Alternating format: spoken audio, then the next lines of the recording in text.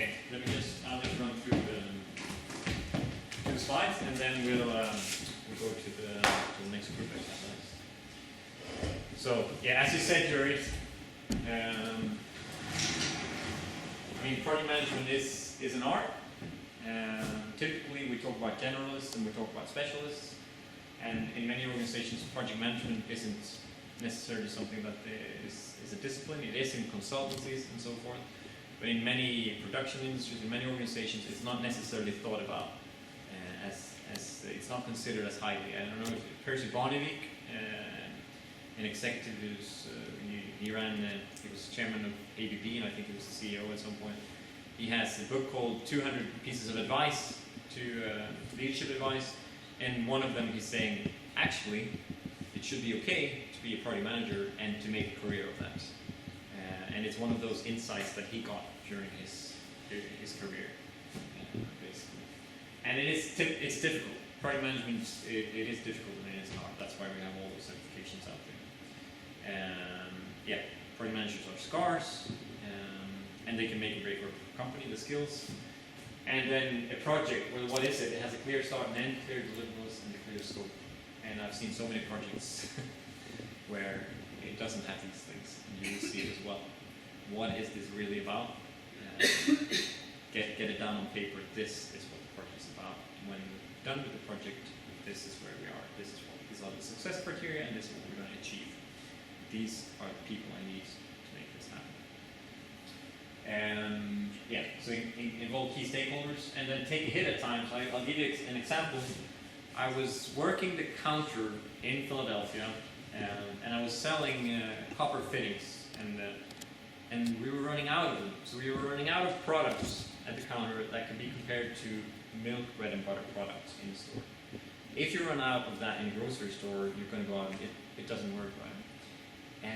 And I started a project. I started to see, I started to get involved in this. What's going on here? Why is it like this? I started to read up on the system. How is the reordering, auto replenishment working? And I found out how it was calculated, and I found out where some of the errors were. And what I did was I set up kind of a minimum reorder level that we would always have, no matter of kind of demand, because demand is based on a 3-month average in the system.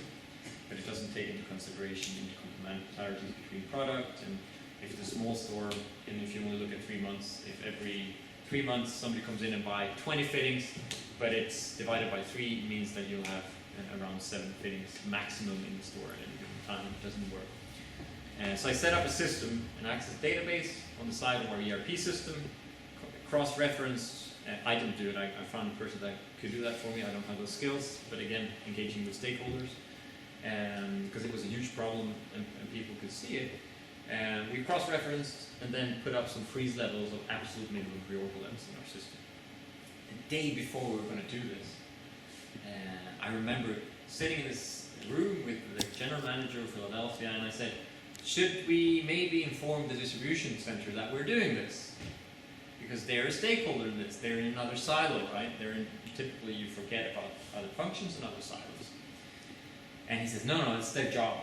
And we had something called the regional purchasing center, and yes, it was their job to make sure that the distribution center knew this. But then you're counting on somebody else to inform somebody about an action that you're taking, right? But they said dominantly, no, that's fine.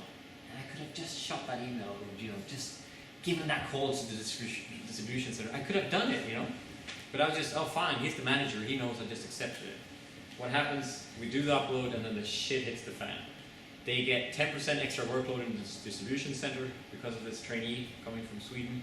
And not necessarily like that, there's emails flying around from big guys, and the shared purchasing center is getting a smack. You should know better, you should know better. How can you let this happen, And what happens is that the project ends up being postponed for 6 months.